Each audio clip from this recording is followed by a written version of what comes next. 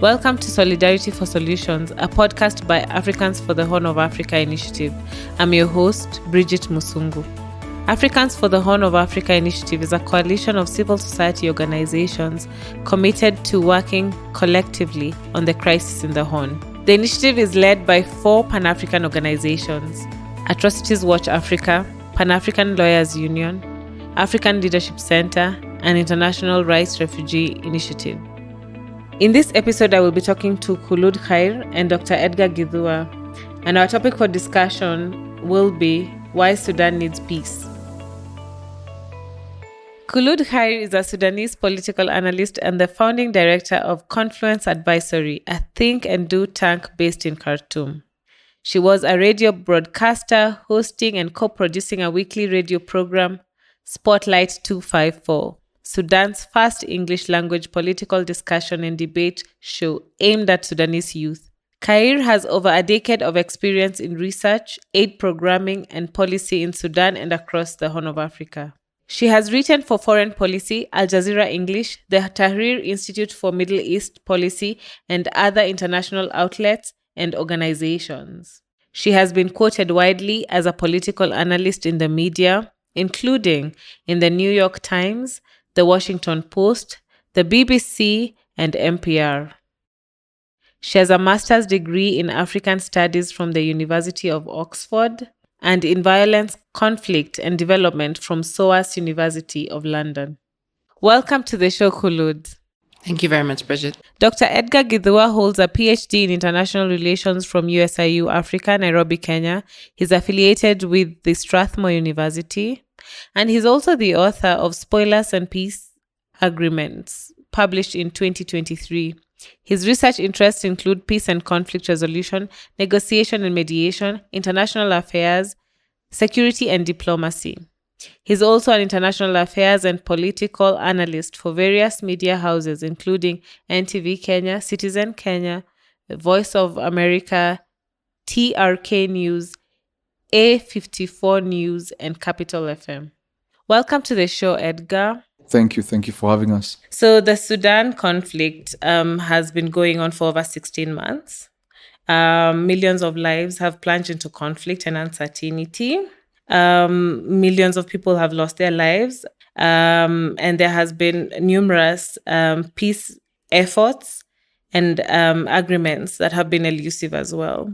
The recent concluded peace talks in Switzerland held last month, August 14, 2024, organized by the international community that have included the United States, Switzerland, Kingdom of Saudi Arabia, the Arabic Republic of Egypt, UAE, together with the African Union and United Nations, have failed to secure a national cessation of hostilities.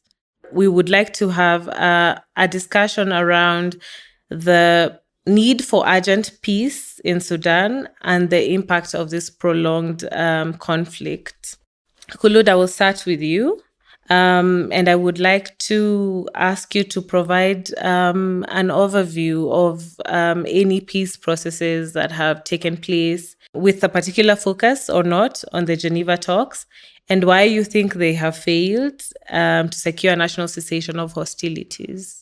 Well, first of all, I think it's important to highlight just how unprecedented what's going on in Sudan is. You know, you have the way to speak about Sudan today is very much in superlatives. It's the world's largest humanitarian crisis, the world's largest hunger crisis, and the world's largest displacement crisis.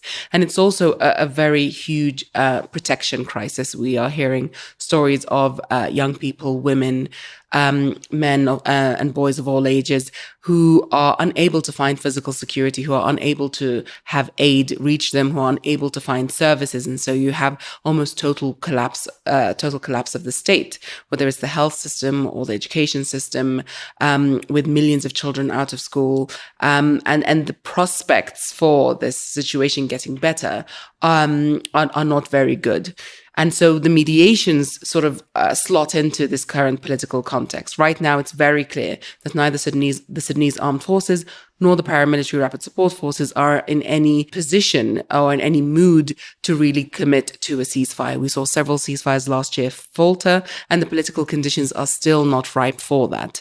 This means that any mediation process that looks at bringing about a ceasefire will not succeed. And indeed, that's what we've seen take place. Effectively, both sides still seek a military victory. And because of that, we are seeing them invest in their international connections, in countries that can give them access to weaponry. We have seen them exploit Sudan's national resources, in particular gold, as a way to purchase these weapons to position themselves to win the war. So there's currently no good foundation or bedrock for a ceasefire. What I think is a better use of the international community's time is, while they are seeking a ceasefire and promoting the conditions for a ceasefire, to really focus on availing the provision of humanitarian aid and ensuring that there's a robust protection mechanism in place across the country to really safeguard human life. Thanks, Kholood. Thanks for painting that picture for us. And I would probably like to move to you, Dr. Githua. So Kholood has alluded to the fact that what we need right now is to concentrate on humanitarian aid and protection of civilians. Do you have any examples or any precedent of how this has been done in other parts of the Horn or in the world, a sort of peace solution? Yeah, thanks, Bridget, for your question. Yeah, I think the Sudan crisis is teaching us a lot of things. Number one, that when international players have their hands in a particular conflict, it's hard to end it. And by this, I'm talking about there are a lot of interest in Sudan on who gets to win at the end of the day. General Dagalo from RSF has his network of friends. General Burhan has his network of friends. These external players will not allow for peace in Sudan until they feel their interests are met. For example, Dagalo has support from Khalifa Haftar from Libya, who is vested in this conflict. The Wagner group from the Russians have been dealing with gold with Dagalo on his side. The Russians on his other side are making the same Russians now double-faced, deal with Dagalo through the Wagner group to get the gold, now dealing with Burhan to try and build a seaport on the Sudan port. Now, for security, it means unless the security pillar is dealt with, we can't even have the humanitarian aid coming in. Aid workers will not go and bullets are still flying around. So we need international pressure, sanctions, so be it, if possible, on both Dagalo and Burhan to bring about a ceasefire. And their international supporters. Exactly. Because now the UAE have their hands in it. Saudi Arabia have an interest in it. Egypt want Burhan to win. They have their hand in it. The Russians are inside.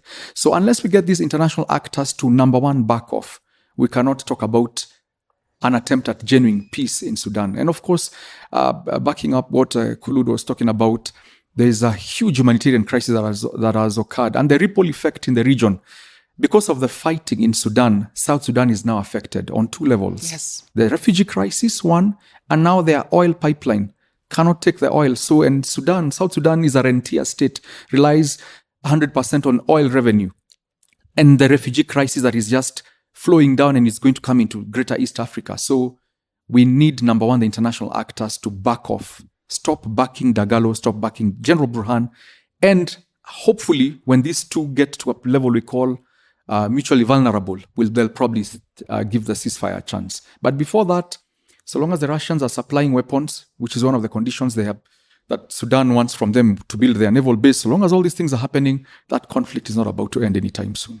I think the point about South Sudan is particularly important, not just because of the oil pipeline and how that affects the current rentier system in South Sudan, and not also because of the influx of refugees and IDPs into South Sudan, but also because of the famine that we're currently seeing in Sudan. And South Sudan is incredibly reliant on Sudan for its grain. About 60% of South Sudan's grain, particularly sorghum and millet, come from Sudan. And a shortage in Sudan means an immediate shortage in South Sudan too. And so this brings together sort of a confluence of problems in South Sudan, which is expecting potentially elections in December with already a fraught political period, and then add to it all of these other issues because of the war in Sudan. I would like to take that point further, that we can see that the crisis in Sudan means that there is a ripple effect around the region. So the refugee crisis sort of overflows to Ethiopia, which has its own internal issues. To South Sudan, well, again, its own internal issues. So what do you think bodies like the Chad? Yes. So what do you think bodies like the AU can do? I mean, it sounds like it's almost impossible not to have a military solution at this rate if you have arms being supplied by Russia, UAE having their hand, in search for gold and all that. What are your thoughts on bodies like the AU and civilian involvement around the Horn, the larger Horn? I think the Sudanese authorities in Sudan for decades have worked so hard to position Sudan as an Arab country within the Horn. And I think we can feel the legacy of that now, in that whenever I speak to people in Uganda, in Kenya, from the region, even Ethiopia, there's a sense that Sudan is quite far away. It's somewhere in the Middle East rather than next door. And even though now there's an increase in refugees coming into parts of East Africa, so there is a very immediate sort of visible impact of the war in Sudan, I don't think there's very great deal of literacy in East Africa around what is going on in Sudan. And people often ask me, how are things in Sudan? Did you just come from there? And I say, there's a war that's been going on for 17 months. And they say, oh, I didn't know about that. Or I read something about this a long time ago. I didn't realize it was still going on. And I think that is because of several things. One, the sort of the Arabization project that several Sudanese administrations or regimes is more accurate, have run, but also just the facile nature of the AU and IGAD's response. I mean, the AU and IGAD as institutions have effectively been playing tug of war with Sudan. Both see that Sudan is strategically important. Both see that they could distinguish themselves or, sort of put forth their value through trying to grapple with the issues in Sudan, but none have credibly done a job that I think is worthy of any kind of merit. What we're seeing from the African Union, unfortunately, is sort of mishap after mishap in terms of the way that they have been trying to set up this political dialogue between different sides. And IGAD has now effectively taken a step back because, of course, IGAD itself is replete with issues internally, particularly between member states and their own sort of power struggle within the IGAD system. Effectively, that has made IGAD almost obsolete.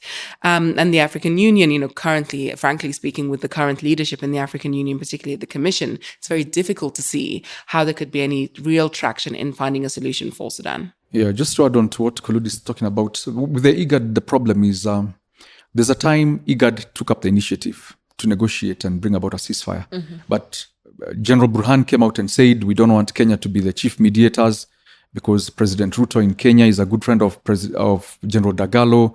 So all these tags, because in mediation, one of the best qualities of a mediator is that you must be neutral. You must be seen to be neutral, the perception of neutrality. So when IGAD seems to have vested interests, then Sudan, or rather General Dagalo or Burhan, will reject whichever mediators are sent there. That's one big problem. IGAD, like Kholood has said, is grappling with its own internal issues. We have South Sudan issues. We have issues in Ethiopia. We have now what is happening in Kenya now in its perception, Uganda interfering in South Sudan. So I would say what makes the African Union, number one, and IGAD powerless to deal with this is because I've always said, and I tell my students in class, that the African Union, and unfortunately the summit, is a big boys club. It's a very exclusive club, and they do not want to change or rock the boat. They don't want to make so many changes because they are worried and they are alive to the fact that today it's me, tomorrow it will be you. So let me go slow so that tomorrow I'm not condemned. So that lack of willpower, political goodwill and willpower to just the African peace and security, architecture, to just step in and do the right thing. I think that's a problem with the African Union. It is unwilling to step inside because this big boys club protect each other from all these atrocities and bad governance and just that lack of political goodwill to do the right thing on the African continent. So I tell my students Africans are their own worst enemies because you create this nice big international organization and then you demasculate it or you You make it impotent such that it cannot act. We don't even pay our own dues. We're supported from China, the European Union.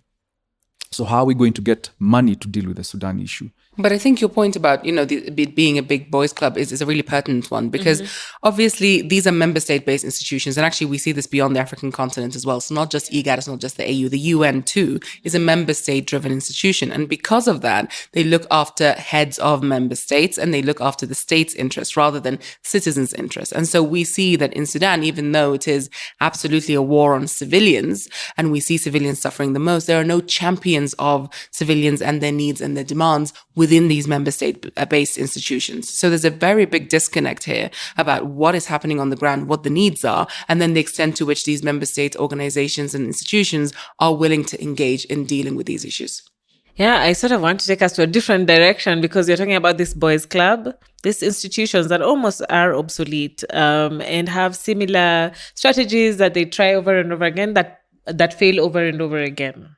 Do you think we can have a Gen Z moment that can actually contribute to part of that African solidarity to actually say that what you're doing in Sudan is wrong? And it's not that it's only wrong. You are messing with the generations to come, their livelihoods and their hope for a future. So I know for Sudan, there has been a revolution before. How can that sort of those ideas or those ideologies be harnessed at this point in time to create a different kind of culture shift in possibly trying to sort out what's going on right now? I mean, I think one thing I've always observed is just how well heads of state look after each other's interests and how oftentimes that doesn't translate to their populations. Right. And so you have different member sort of heads of state within the African continent who all ensure that, partly because of their own self-interest, that other heads of member states are sort of protected to some degree. But we don't see that citizen-to-citizen engagement in the same way, that citizen-to-citizen solidarity in the same way. So I think that is a key area, particularly as what we're starting to see is, Sudan is no stranger to revolutions and popular movements. We've had several, 1964, 1985, 2018, 2019. But we're increasingly seeing the same kind of dynamics we saw in Sudan and other countries. Of course, Kenya is a very good example of that. And I assume and I really expect that we will see that happen in other countries. We're already seeing it, for example, in other parts of the continent, like Nigeria. We're seeing it globally, of course. Bangladesh is a good example. And we are seeing that people have become increasingly dissatisfied with their governments, even in cases where they have been reasonably willing to let governments behave as they want. So there is an increased interface there within different populations based on similar experiences and based on similar tools that they use to show their discontent with the de facto authorities or de jure authorities, whichever it is they are. So there are areas for convergence here, but I think that needs a lot more intentionality, a lot more support, a lot more resources to ensure that these solidarities do take shape. Yeah, and to add to what Kholood is talking about, I'll paint a more diabolical picture. You asked where the Gen Z moment is coming in. In Sudan, the Gen Z moment will come from those militaries. This is what is going to happen. I predict the young cadre officers closer to the Gen Zs within RSF and the Sudan Armed Forces are going to topple their leaders and say, enough of this. We've been fighting, our civilians are dying, the country is getting destroyed. The same discount. Would they take over and just become exactly. like I'm predicting that Gen Z moment that you're talking about will come from within the RSF and SAF. They will close ranks, speak the same language, overthrow Dagalo and Burhan, who are literally institutions in themselves. Overthrow them, and probably you just have a new revolution within those military forces. Because at this rate, this fighting is going to go on forever. But if you're asking for the Gen Z moment, it's now reaching out. And I'm not saying we incite them, but it's now reaching out to the younger cadre, because civil wars end up recruiting a lot of people who are civilians into these wars. And I'm predicting that the Gen Zs within these militaries are the ones who are going to just overthrow their old leaders and say, you know what, Burhan, time is up. You are with al-Bashir. Dagalo, time is up. You are with al-Bashir. We want a new crop of leadership. And probably they'll even hand it over to a civilian government. So I'm still very hopeful. And I'm seeing them probably pushing it. I don't know what Kholood would say about that. Do you see that happening, Kholood? I mean, it's definitely there is a world in which that could happen. I think given the current dynamics, the likelier turnout is that actually the more the war continues and the worse things become, the more there would be an argument made by some of the more nefarious elements on both sides that they should just accept the bare minimum, that people will cry out for security, they'll cry out for any kind of stability to allow them to farm and mitigate famines, etc. And so will accept any form of sort of dictatorial or autocratic leadership. That is the concern, that it could really go either way. But Sudan's history shows us that oftentimes it goes, unfortunately, in the way of less change rather than more transformational change, because that Gen Z moment in Sudan already happened in 2018 and 2019, and it was and has never been in the history of Sudan any kind of armed movement that creates the kind of transformational changes. It's always been non-violent, peaceful movements that create the space for transformational changes, even if those transformational changes then don't end up happening because the state or the, sort of pushes back or fights back. The key element to understand here about Sudan also is that there's the thread of ideology as well, that the Islamist movement of Omar al-Bashir, that was in place for 30 years or so and has a head start in terms of financially being able to position itself, international engagements and collaborations, etc., is really poised right now. And a lot of people think that this is one of the causes of the war, that they're trying to engineer a comeback.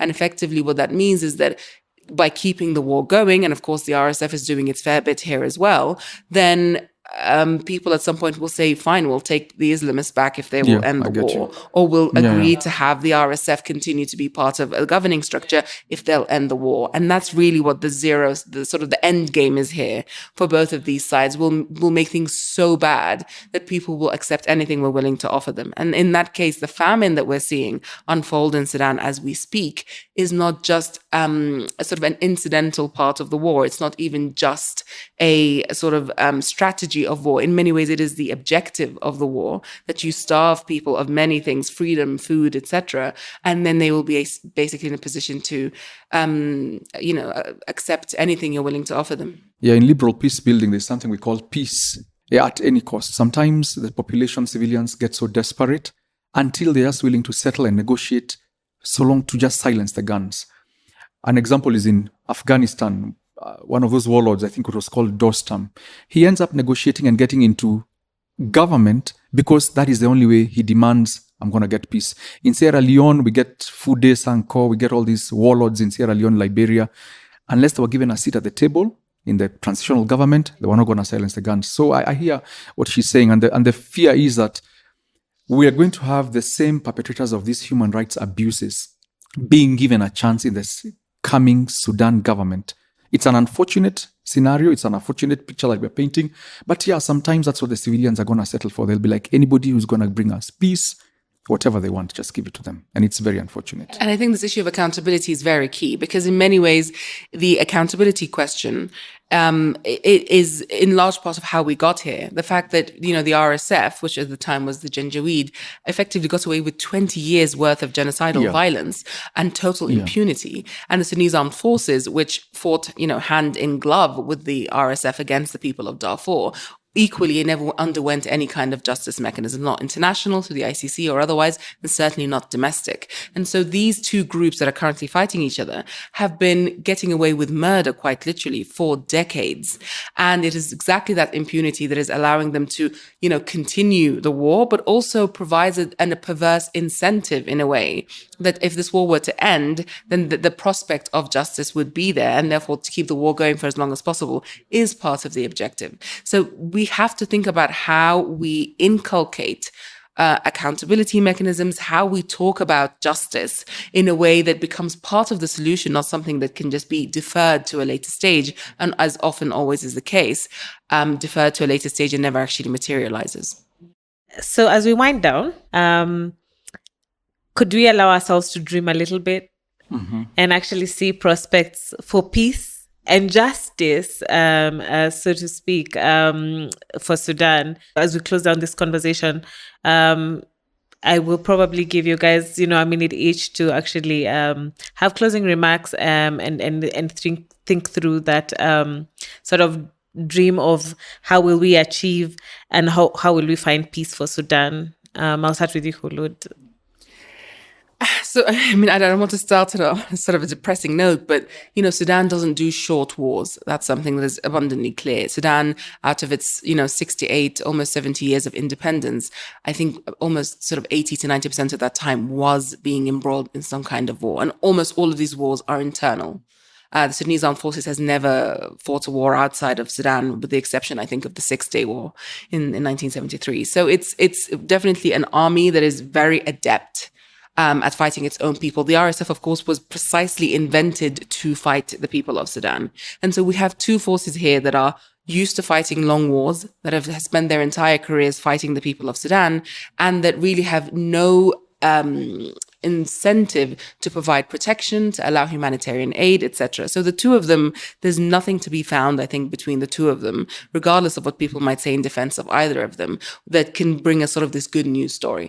For me, the only sort of light at the end of the tunnel is that actually this war took place shortly after a revolution. And the investments that were made during that revolution in terms of community solidarity, in terms of organizing and the way that people have organized to look after themselves, has really helped some people to become to sort of have some kind of buffer against the worst impacts of this war. And for example, the emergency response rooms, which are mutual aid, community-based volunteer organizations that are now at the forefront of the humanitarian response. They are literally the only wedge between people in absolute destitution and famine. It's those kinds of organizations, those kinds of people, that kind of organizing that is really going to be the bedrock of the new kind of Sudan that we would want to hope to be able to bring about. Without that, I think there would be almost no hope that Sudan could come out of this better than it was before. Thanks. Yeah, thanks. For me, there's hope for Sudan, that's for sure. Because I hear what Kholood is saying. No war lasts forever. Okay, at some point it'll come to an end. But my view is, and this is my clarion call to the international community. You know Dagalo, you know his accounts, you know his finances, you know his backers, you know Burhan. For the first time, let the world do the right thing in terms of just looking at the South Sudanese women and children. Sanction these individuals, hold them accountable. I know they may have powerful backers like Russia who will probably veto some of these things at the Security Council and all this. But the issue is, unless the world gets tough on these two generals, this fighting will not end. Unless you cut the supply chains for their weapons and all these things, the gold trade, unless the world just does something right. Because I tend to feel like every new round of negotiations and talks is like a slap on the wrist, pleading Dagalo doesn't show up and his RSF doesn't show up, nothing happens to him. Burhan says, I'm going to defeat them at the battlefield, nothing happens to him. So we are treating them the world is treating these two generals with kid gloves at the expense of human life. So when does humanity matter? So the big question here is the international community willing to bite the bullet? This is a strategic country, granted, but just for the sake of these women and children, do the right thing, sanction them, threaten them with ICC, whatever it takes, because they are known, they know where people know who their backers are, who's supplying the weapons. Sanction those long chain of companies and organizations backing this war, these lords of war, these merchants of death. And I think push them into a corner where they get into what we call a mutually hurting stalemate. And then they'll agree to negotiate. They may not be the best of leaders going forward, but at least we need that ceasefire. We need to silence the guns so the humanitarian corridor can be created and we get hope in rebuilding Sudan.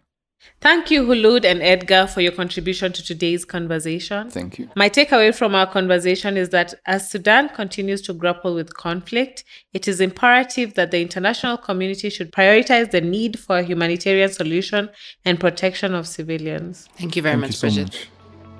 For more information about Africans for the Horn of Africa, follow us on our handle at AA4HA on X, formerly known as Twitter, Facebook, YouTube, and LinkedIn, or visit our website www.africansforthehorn.org.